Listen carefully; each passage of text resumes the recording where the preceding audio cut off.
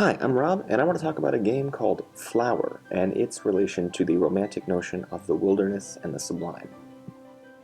Flower has players take control of the wind as it conducts a flower petal from flower to flower. Each time a player touches the flower, it will bloom and release a single petal to join in a chain of petals carried across the wind. As more flowers bloom, the scorched earth around the area is restored to a lush green grass. The later levels of the game focus on how nature takes back landscape that has been heavily damaged by human interaction. Eventually, nature invades a gloomy cityscape.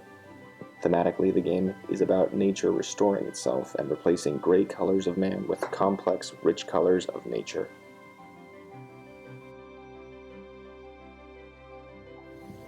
If the romantic sublime is to be defined as a feeling of diminutiveness that one feels when witnessing the overwhelming power of nature, these themes of Sublime are inherent in the game in that there is a powerful force inherent in the playable character of the game: nature.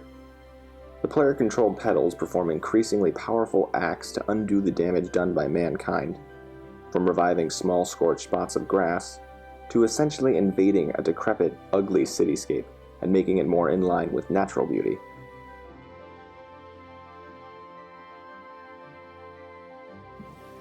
Percy Shelley speaks of nature's inherent power in Mount Blanc.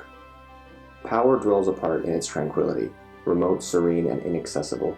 And this, the naked countenance of earth, on which I gaze, even these primeval mountains teach the adverting mind. Shelley and Flower both treat nature as a massive force, a force that cannot be fully comprehended or its full potential retrieved by human hands.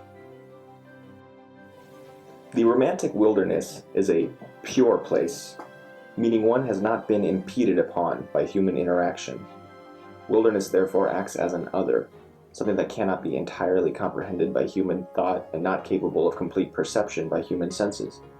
The game, however, subverts these two rules by showing nature having been infringed upon by mankind, and having the playable character to be a force of nature itself. In fact, humans are completely absent from the game. Only human intrusions of nature make an appearance. But this doesn't invalidate the romantic wilderness themes.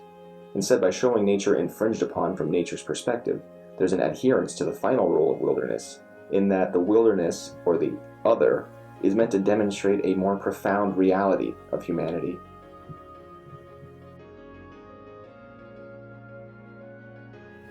The game initially lacks a clear story. The narrative is an abstract, basic one.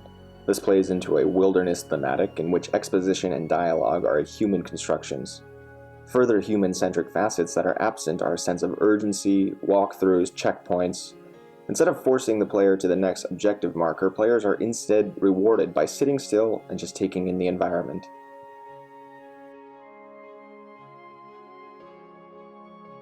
Flower is a game that, while declaring a strong environmental message, still adheres to romantic ideology of wilderness and the sublime.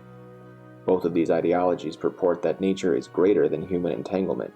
So even though playing the game requires one to remove themselves from nature physically, romantic wilderness ideology still permeates,